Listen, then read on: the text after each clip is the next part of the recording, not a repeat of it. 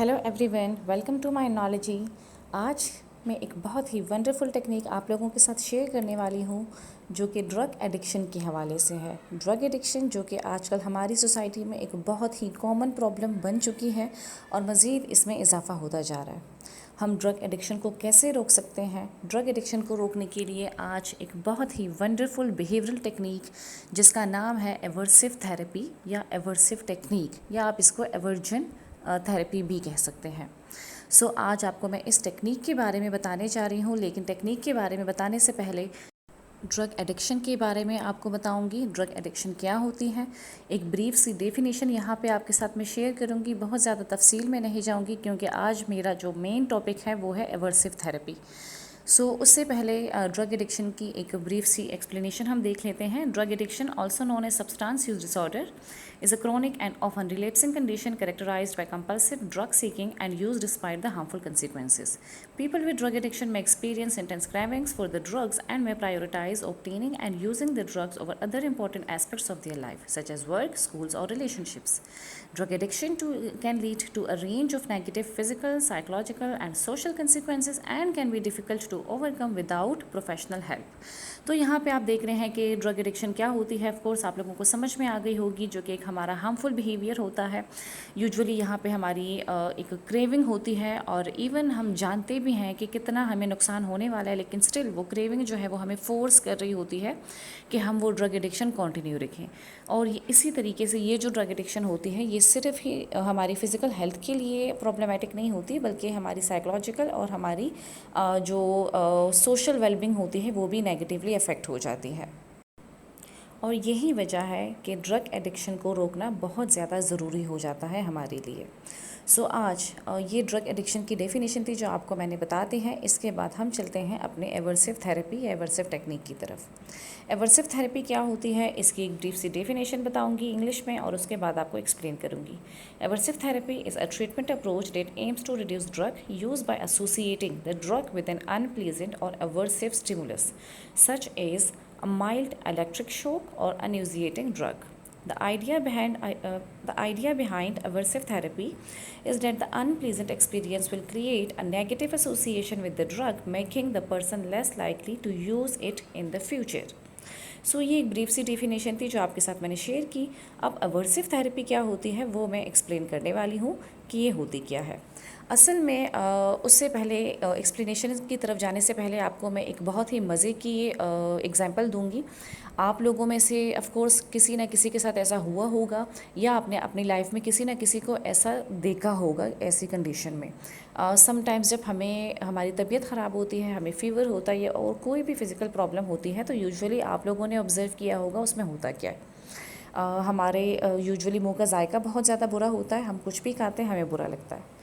और इवन उस बीमारी की हालत में अगर कोई ऐसी चीज़ हमें दे दी जाए जो कि हमें बहुत पसंद हो, लाइक फॉर एग्जांपल आपको कस्टर्ड दे दिया जाए, आपको केक दे दिया जाए या सूप दे दिया जाए जो कि आपको नॉर्मली बहुत पसंद होता है, लेकिन जब आप उस बीमारी की हालत में उस चीज़ को खा रहे होते हैं तो बीमारी की हालत आपकी एक नेगेटिव स्टिमुलस है या वो एक नेगेटिव एसोसिएशन होती है।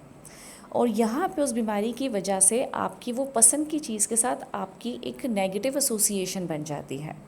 वो चीज़ आपको बहुत पसंद है, लेकिन क्योंकि आप उसको बैड सर्कमस्टांसेस में ले रहे हैं तो उस पॉजिटिव और नेगेटिव चीज़ के दरमियान एक एसोसिएशन बन जाती है।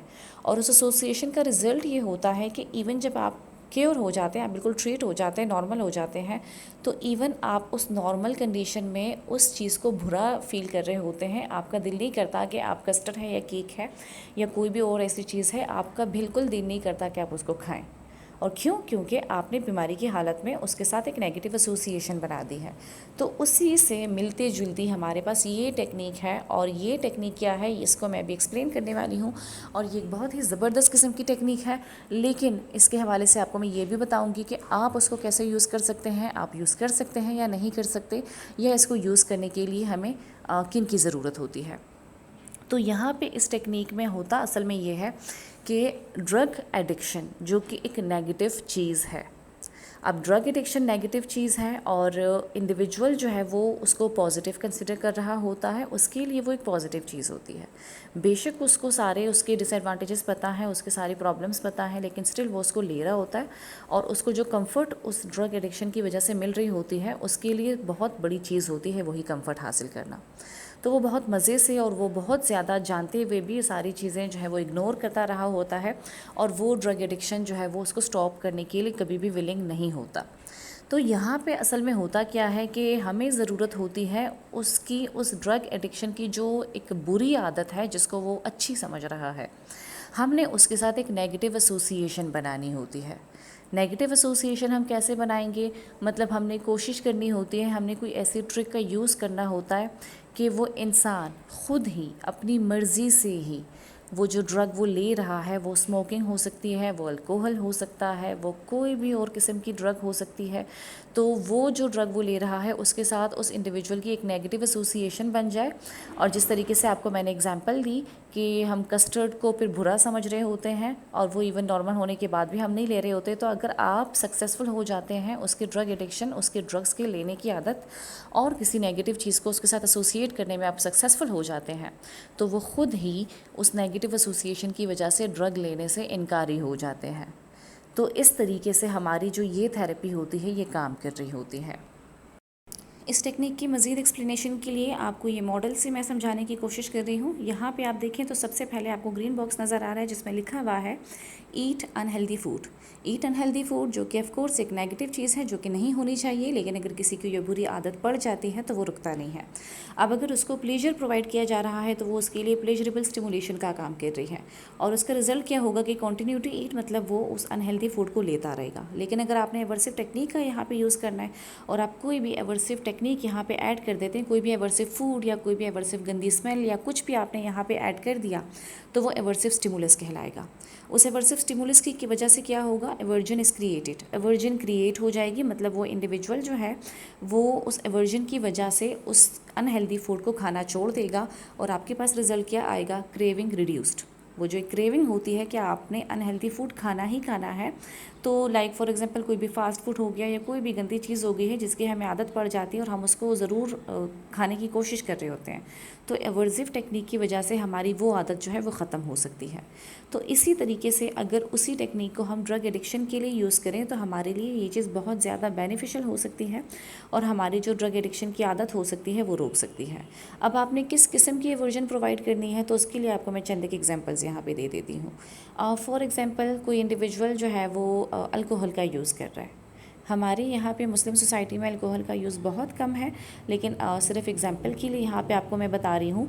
तो अगर फॉर एग्जांपल आप अल्कोहल का यूज़ यहाँ पे देखें तो यहाँ पे होता क्या है कि अगर आपने किसी भी यूजुअली तो कहा जाता है कि आप उस अल्कोहल में कोई भी गंदी चीज़ ऐसी, मतलब गंदी चीज़ का मतलब ये हरगिज़ नहीं है कि आप कोई नॉन हाइजेनिक चीज़ उसके अल्कोहल में ऐड कर दें, मतलब कोई ऐसी चीज़ जो कि नोज़िया प्रोड्यूस कर सके, जो कि वॉमिट उसको दिला सके।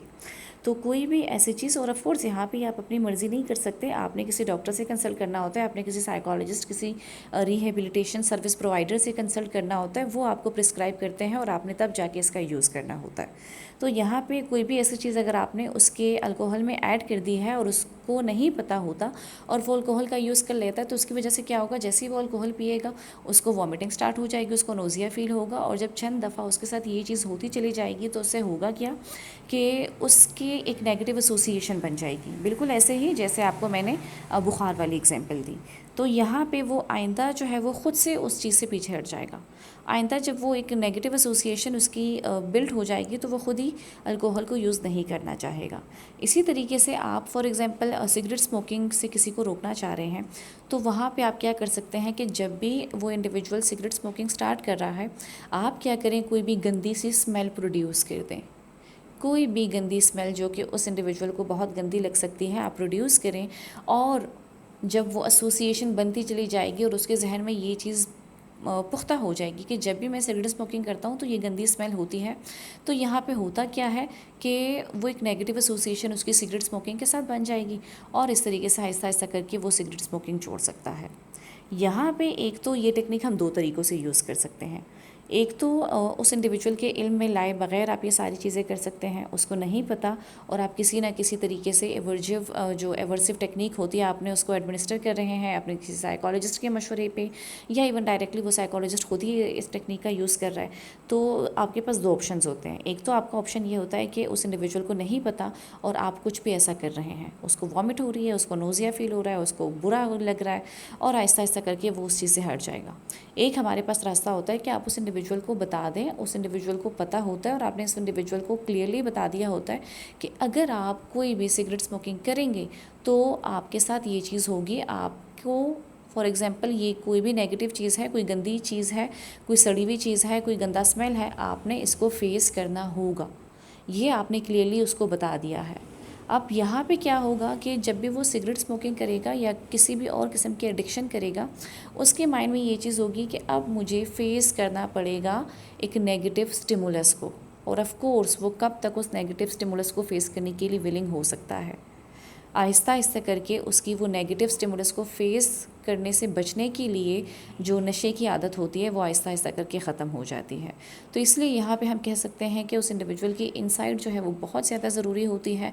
अगर वो इंडिविजुअल खुद ही नहीं चाहे कि वो इस बुरी आदत से रुक जाए तो बहुत ज़्यादा मुश्किल हो जाता है। वहाँ पे फिर आप इस टेक्निक का इतना ज़्यादा अच्छे से यूज़ नहीं कर सकते। तो इस टेक्निक के यूज़ करने के लिए बहुत ज़रूरी है कि उस इंडिविजुअल की विलिंगनेस यहाँ पर होनी चाहिए। अच्छा जी, इसके बाद आपको मैं बताने जा रही हूँ कि ये टेक्निक आप किन लोगों के साथ यूज़ कर सकते हैं, मतलब किन किन लोगों के लिए ये टेक्निक यूज़फुल है। तो ये जो टेक्निक है ये आप एडिक्शन के लिए यूज़ कर सकते हैं। एडिक्शन जो है वो अल्कोहल की हो सकती है, वो स्मोकिंग हो सकती है, या और किसी भी किस्म की एडिक्शन हो सकती है। इसके अलावा अगर कोई गैम्बलिंग करता है तो गैम्बलिंग के लिए भी आप इसको यूज़ कर सकते हैं। जैसा कि आपको मैंने बताया कि आप खुल के उनको बता दें कि अगर आप गैम्बलिंग करेंगे या कोई भी बुरी आदत अपनाएंगे तो सज़ा के तौर पे आपको ये चीज़ भुगतनी पड़ेगी, और उसकी वजह से क्या होगा कि आहिस्ता आहिस्ता करके वो उस बुरी आदत को छोड़ देंगे। इसके अलावा और अगर कोई भी बैड हैबिट्स हैं, जैसे बच्चों में ज़्यादातर होती हैं, कुछ ऐसी बुरी आदतें होती हैं जो वो कर रहे होते हैं और रुकने पे भी वो आपकी नहीं मानते या ज़िद्दी होते हैं या किसी भी तरीके से वो आपके कंट्रोल में नहीं आते, तो यहाँ पे आप अगर कॉन्टीन्यूसली और बहुत कंसिस्टेंसी के साथ अगर आप इस एवर्सिव थेरेपी का यूज़ करना शुरू कर दें तो आपको पॉजिटिव रिजल्ट्स मिलना बहुत ज़्यादा उसके चांसेस बढ़ जाते हैं। अच्छा जी, इसके अलावा और अगर कोई भी बिहेवियरल प्रॉब्लम्स हैं, बच्चों में भी हो सकती हैं, बड़ों में भी हो सकती हैं, आप इस टेक्निक का सही तरीके से इस्तेमाल करके पॉजिटिव जो रिज़ल्ट्स होते हैं वो हासिल कर सकते हैं।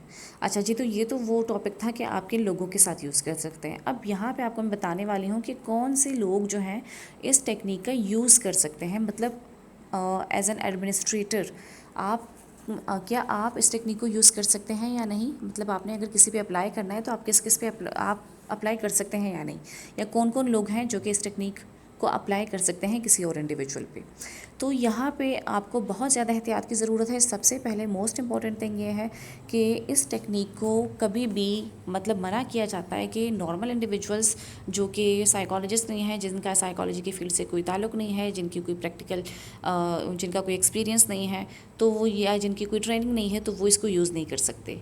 लेकिन क्योंकि मेरा मकसद और मेरे चैनल का मकसद ये है कि मैं साइकोलॉजी को आपके लिए आसान से आसान तर बनाऊँ, तो यहाँ पे आपको मैं वो चीज़ें बताऊँगी कि आप जो है इवन साइकोलॉजिस्ट नहीं भी हैं तो आप भी इसका यूज़ कैसे कर सकते हैं। तो यहाँ पे जो है एक तो साइकोलॉजिस्ट को यूज़ कर सकते हैं। रिहेबिलिटेशन सेंटर्स में आप जाते हैं तो वहाँ पे जो रिहेबिलिटेशन सर्विस प्रोवाइडर्स होते हैं वो इसका यूज़ कर सकते हैं। साइकाट्रिस्ट जो है वो अगर उसकी ट्रेनिंग है, यूजुअली वो तो मेडिकेशंस प्रिस्क्राइब करते हैं, लेकिन स्टिल अगर उनकी ट्रेनिंग है तो वो यूज़ कर सकते हैं।